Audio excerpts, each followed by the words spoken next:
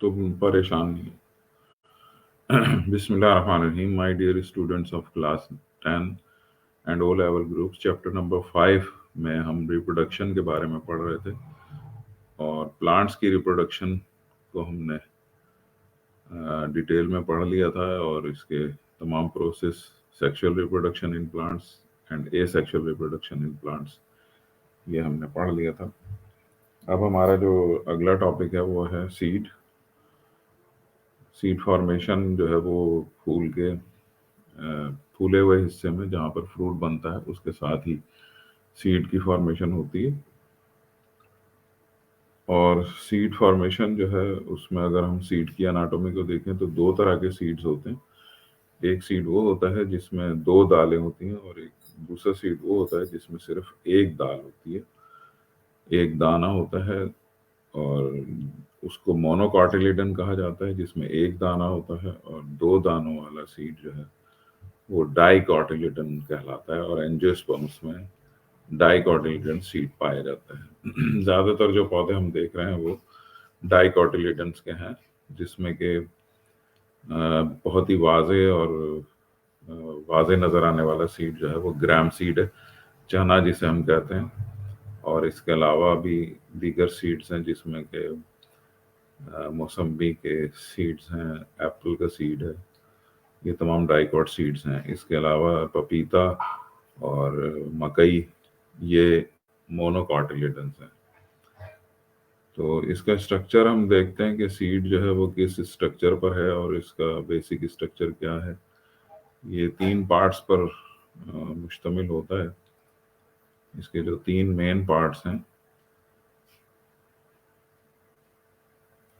वो एक तो इसका कवर है जिसको हम सीड का कवर उसको कहते हैं। और ये सीड का कवर जो है ये इसका कहलाता है सीड कोट, यानी सीड के ऊपर जो कोटिंग है वो सीड कोट है। इसके बाद इसके अंदर का हिस्सा जो है वो कॉटिलिडन, 2 कॉटिलिडन्स होते हैं या एक कॉटिलिडन होता है, और अंदर जो फूला हुआ हिस्सा है वो एम्ब्रियो इसका फूला हुआ हिस्सा है जो कि ग़िज़ाइयत फराहम करता है बीज को। और इसके अलावा इसके अंदर एपिकोटाइल है, जो हाइपोकोटाइल और एपिकोटाइल दोनों इसके अंदर से निकलते हैं, यानी जड़ और तना इसमें से निकलते हैं।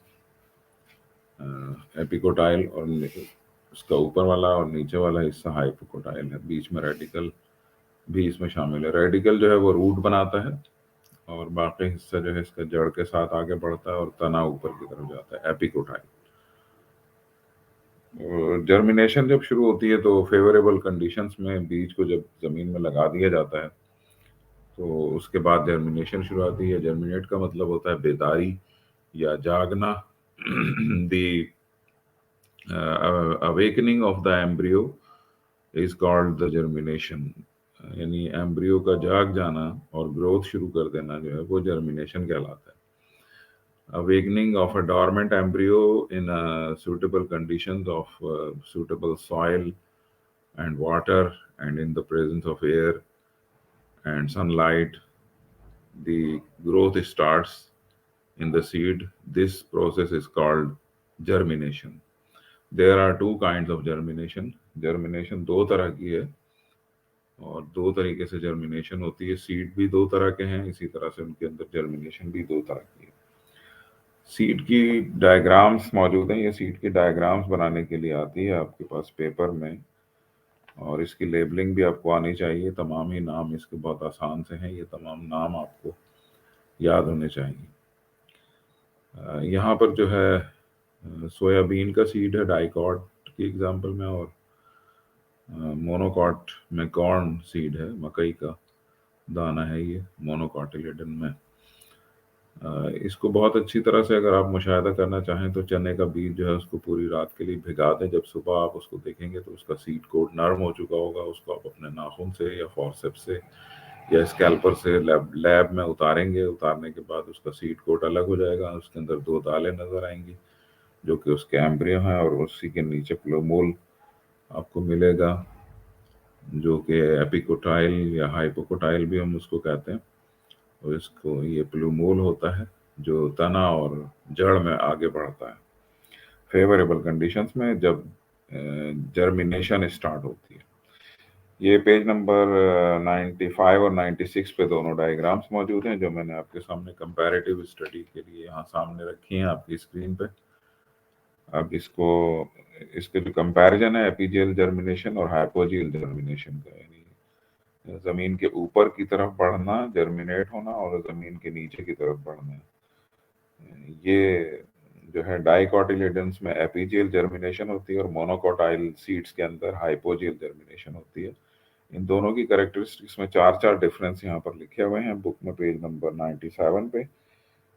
एपीजियल जर्मिनेशन जो है उसमें जो बीज हम जमीन में लगाते हैं तो वो बीज में से सबसे पहले जो है रेडिकल बाहर आता है, और रेडिकल थोड़ा सा जमीन के ऊपर आने के बाद वापस जमीन के अंदर मुड़ जाता है और वो रूट बनाता है। इसके बाद इसमें स्टेम के लिए अलग से प्लूमूल वाजे बाहर नहीं आता, बल्कि पूरा का पूरा सीड जमीन से बाहर आ जाता है और जमीन से बाहर आकर वो इब्तदाई पत्तियां बन जाती हैं। उसके जो दोनों कॉटिलेडन्स होते हैं वो पौधे के इब्तदाई पत्ते बन जाते हैं और फोटोसिंथेसिस का अमल शुरू होता है। फिर पौधे की आगे ग्रोथ शुरू हो जाती है। ये छोटा सा पौधा जो कि सिर्फ एक बीज से निकलता है, दो पत्तियों पर मुश्तमिल होता है।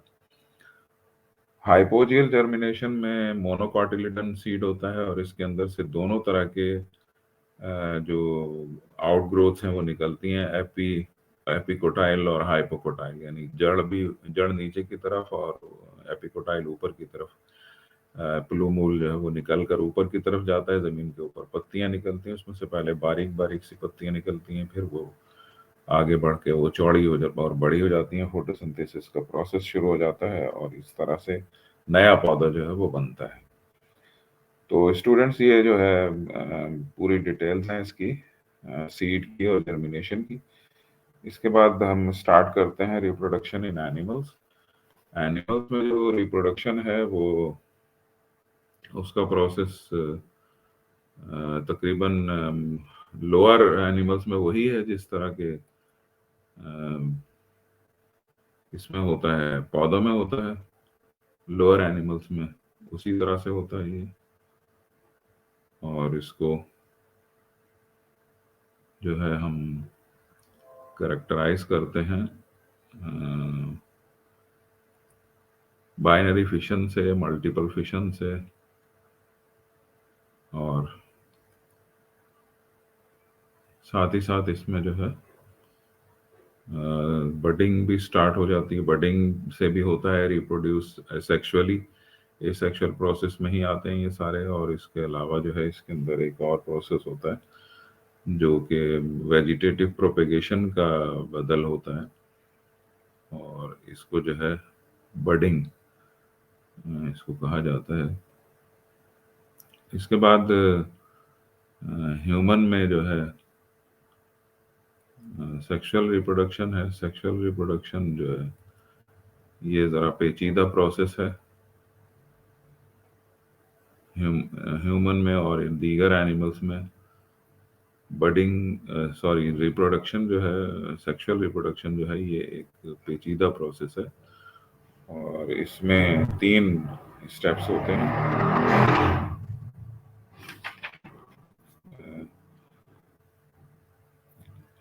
सेक्सुअल रिप्रोडक्शन में बडिंग के बाद फ्रेगमेंटेशन आ जाता है। फ्रेगमेंटेशन जो है वो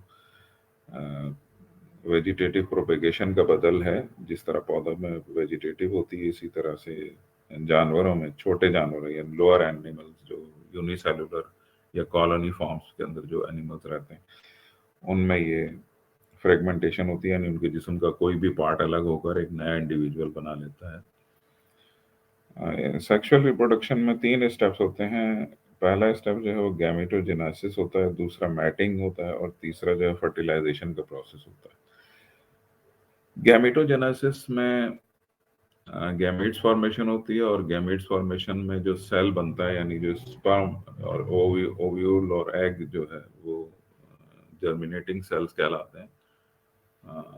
ये स्पर्म और एग जो है ये हैप्लॉइड नेचर के होते हैं, यानी इनमें नंबर ऑफ क्रोमोसोम्स ह्यूमन के क्रोमोसोम से आधे होते हैं।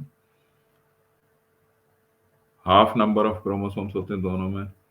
फिर इसके बाद कपलिंग या मैटिंग होती है, मैटिंग के बाद फर्टिलाइजेशन होती है। जो फर्टिलाइजेशन होती है उसमें ये दोनों गैमेट्स जब मिल जाते हैं तब ये जो प्रोसेस होता है दोनों हैप्लॉइड गैमेट्स का, यानी कि मेल और फीमेल गैमेट्स जो होते हैं जिनमें नंबर ऑफ क्रोमोसोम्स आधे होते हैं, ये पूरे हो जाते हैं फर्टिलाइजेशन के बाद, और फिर ये इंडिविजुअल बनता है।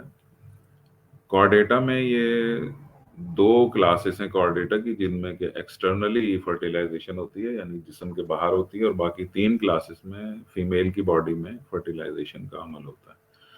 ये जो 2 क्लासेस हैं जिनके अंदर जिस्म के बाहर होता है, ये दोनों पानी में रहने वाले हैं, और इसकी मिसाल जो है वो फिश है, और दूसरा एम्फीबिया है। एम्फीबिया में मेंढक है जिसमें के एक्सटर्नली फर्टिलाइज होते हैं एग्स, और जिस्म के अंदर नहीं होते बल्कि अंडे की शक्ल में ये इनमें से बच्चे निकलते हैं। अंडे बाहर ही होते हैं, जिस्म के बाहर होते हैं। जबकि बाकी 3 क्लासेस जो हैं बर्ड्स, रेप्टाइल्स और मैमल्स, इन तीनों में इंटरनल फर्टिलाइजेशन होती है यानी फीमेल के अंदर होती है, और गैमेट्स का फ्यूजन जो है वो फीमेल में होता है। सोमैटिक सेल्स में जो नंबर ऑफ क्रोमोसोम्स होते हैं उसके मुकाबले में आधे नंबर ऑफ क्रोमोसोम्स गैमेट्स में होते हैं। गैमेट फॉर्मेशन मेल में जो है वो टेस्टिस के अंदर होती है, जो मेल गुदूद या ग्लैंड्स कहलाते हैं, और फीमेल जो है वो ओवरीज में होती है। फीमेल में गैमेट फॉर्मेशन ओवरीज में होती है, जो फीमेल ग्लैंड्स कहलाते हैं। फीमेल गैमेट्स मूवेबल नहीं होते हैं, जबकि मेल गैमेट्स मूवेबल होते हैं और बहुत ही रैपिडली मूव करते हैं, और जब मैटिंग हो जाती है उसके बाद ये एग की तरफ बढ़ते हैं, और उससे फ्यूजन के नतीजे में जाइगोट बनता है। फिर जाइगोट आगे डिफरेंट प्रोसेस से गुजरने के बाद ये एक न्यूबॉर्न बनता है, यानी कि बेबी की तश्कील होना शुरू हो जाती है। जाइगोट ओवरी के अंदर बनता है, और वहाँ से ये स्टार्ट हो जाता है रिप्रोडक्शन का वो फेज जिसमें कि न्यू जनरेशन पैदा होती है। तो स्टूडेंट्स ये पूरा प्रोसेस है और इसके बारे में हमने बात की है। अब नेक्स्ट इसमें जो टॉपिक आ रहा है वो है डिसऑर्डर्स का, यानी कि सेक्सुअल डिसऑर्डर्स क्या हैं ह्यूमन बीइंग्स में।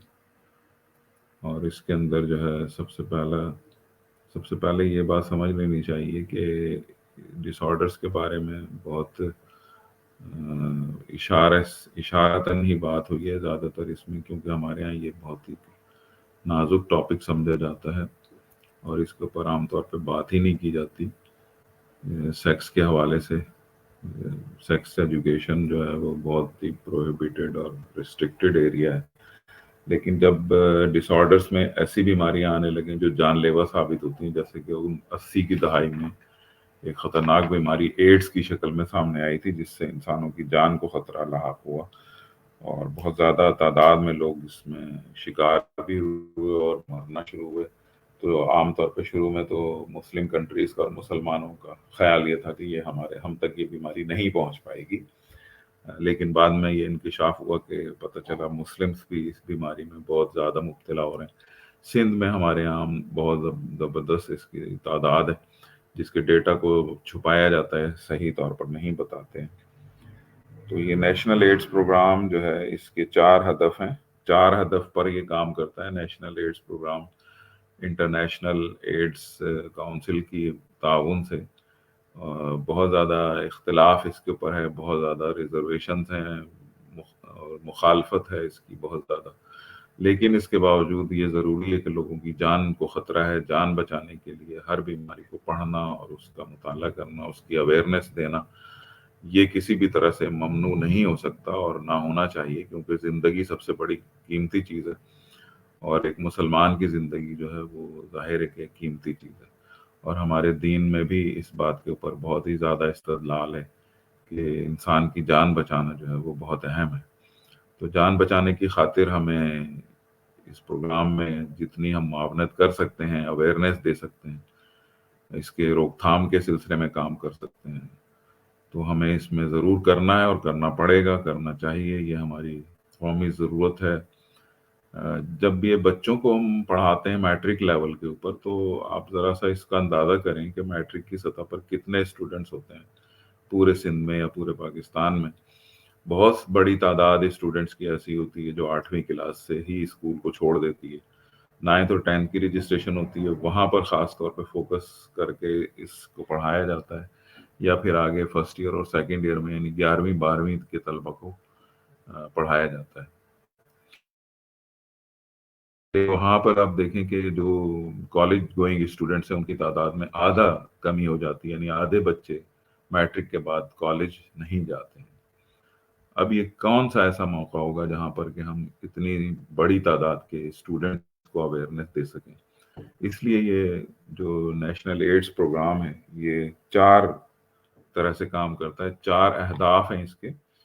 सबसे पहला ये है कि सर्वे ऑफ द डिजीज़ है। सर्वे किया जाता है मुख्तलिफ इलाकों का, मुख्तलिफ शहरों का, हॉस्पिटल्स का, लोगों का, कि उनसे मालूमात ली जाएं कि कौन कौन अफराद हैं, कितने लोग हैं, कितने केसेस हैं।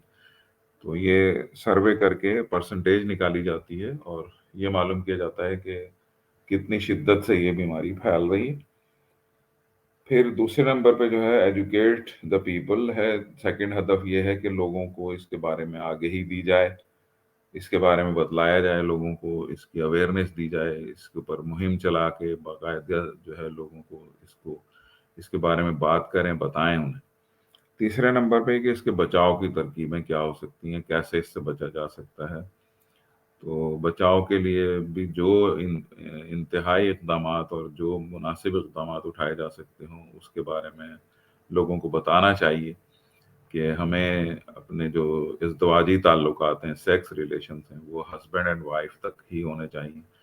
इसमें जितने भी दीगर लोगों को शरीक किया जाएगा, वो बीमारी के फैलने का और बीमारी के लगने का ख़तरा बढ़ जाएगा। जब भी कोई इंजेक्टेबल लगेगा, कोई सिरिंज लगेगी, इंजेक्शन लगेगा या ड्रिप लगेगी, तो उसकी नीडल का बहुत ही ख्याल रखना है। ब्लड डोनेशन अगर करेंगे तो ब्लड डोनर का सैंपल का एग्जामिनेशन करवाना और उसकी नीडल्स को ख़ास तौर पे चेक करना कि ये एड्स शुदा मरीज की ना हो, किसी के इस्तेमाल शुदा सिरिंज ना इस्तेमाल की जाए। तीसरे नंबर पे ये है कि गुस्ल जनाबत जो हमारे मज़हब में नापाकी दूर करने का एक ज़रिया है, तो इसको फौरी तौर पर इख्तियार करना चाहिए और इसमें किसी भी जगह से दूसरी जगह मूवमेंट या घर में भी चलना फिरना जो है वो बाइस गुनाह भी समझा जाता है और मुनासिब भी नहीं कि नापाकी की हालत में ज़्यादा देर रहा जाए। इसी तरह से माँ का दूध है, अगर माँ अफेक्टेड है, एड्स की मरीज़ा है, तो बच्चे को दूध नहीं पिलाना चाहिए। दूध के ज़रिए से भी ये बीमारी लग रही फैलती है। तो ये कुछ मेजर्स हैं जो कि एहतियात के ज़ुमरे में आते हैं। चौथे नंबर पे जो हदफ है नेशनल एड्स प्रोग्राम का, वो है डायग्नोस्टिक ऑफ द डिजीज़, और इसको हर मरहले पे चेक होना चाहिए कि स्टेराइल इंस्ट्रूमेंट्स हों, दांत की तकलीफ में कभी दांत निकलवाना हो, दांत की जो है रूट कैनाल हो, जो भी चीज़ हो, इसमें आप इत्मीनान कर लें कि जो आप इक्विपमेंट इस्तेमाल कर रहे हैं वो या तो नया हो या फिर बहुत अच्छी तरह से स्टेरिलाइज किया हुआ हो, जरासीम से पाक किया हुआ हो। ये इसमें बहुत एहतियात की ज़रूरत है। इसके अलावा लोगों को अपना इनफरादी टेस्ट करवा के भी इस बात का इत्मीनान करना चाहिए कि वो इस बीमारी से महफूज हैं। तो ये नेशनल एड्स प्रोग्राम का एक रोल था जो मैंने आपके सामने डिफाइन किया। इसके अलावा यहाँ किताब में आपके पास जो है एक और बीमारी का जिक्र है, हेरपेस। हेरपेस जो है ये एक वायरल डिजीज है, स्किन टू स्किन कांटेक्ट के नतीजे में फैलती है और इससे बचाव जो है वो बहुत मुश्किल और इसका इलाज भी मुश्किल है। एड्स का भी कोई इलाज नहीं है, हेरपेस का भी कोई इलाज नहीं है। दोनों जो है वो जानलेवा साबित होती हैं और कोई वैक्सीनेशन नहीं है, इसलिए एहतियात सबसे बड़ी चीज़ है बचने के लिए और इसकी आगाही देना। इसके अलावा 2 बीमारियां और हैं जिसमें गोनोरिया है, जिसमें कि सेक्स ऑर्गन्स की स्वेलिंग हो जाती है, اور سفلس ہے جس میں خارش ہو جاتی ہے، اور اس کے علاوہ ایڈز اور ہیرپس، یہ 4 بیماریاں ہیں جن کا بہت ہی سرسری سا تذکرہ ہے اس چیپٹر کے آخر میں۔ نہ اس کی کوئی احتیاط پر بات ہوئی ہے، نہ اس کے علاج پہ بات ہوئی ہے، نہ اس کی علامتوں پہ بات ہوئی ہے، کیونکہ یہ ایسا حساس ٹاپک ہے کہ ہم اس کے اوپر بہت زیادہ کھل کے بات نہیں کرتے ہیں، نہ کرنے دیتے ہیں، نہ کر سکتے ہیں۔ لہذا کتاب بھی اس کے بارے میں بہت ہی محتاط رویہ اختیار کرتی ہے۔ بہرحال یہ انسان کی جان زیادہ قیمتی ہے، اس کو بچانے کے لیے کسی مرحلے پہ تو یہ تعلیم دینی پڑے گی، اور کس کو دینی پڑے گی، ان ساری چیزوں کے اوپر پھر ایک نیشنل کنسائسس ہونا چاہیے کہ غور و فکر کریں، تدبر کریں، معلوم کریں، کوئی حل نکالیں اس کا، ورنہ تو اس طرح لوگ مبتلا ہوتے رہیں گے اور بیماری آگے بڑھتی رہے گی، پھیلتی رہے گی۔ تو اسٹوڈنٹس، یہ آج کا میرا لیکچر تھا، جس میں کہ ہم نے چیپٹر نمبر 5 ریپروڈکشن جو ہے اس کو اینڈ کر دیا ہے۔ اب یہ چیپٹر ختم ہو گیا۔ نیکسٹ میٹنگ میں ہم انشاءاللہ اگلے چیپٹر کو اسٹارٹ کریں گے۔ السلام علیکم ورحمۃ اللہ وبرکاتہ۔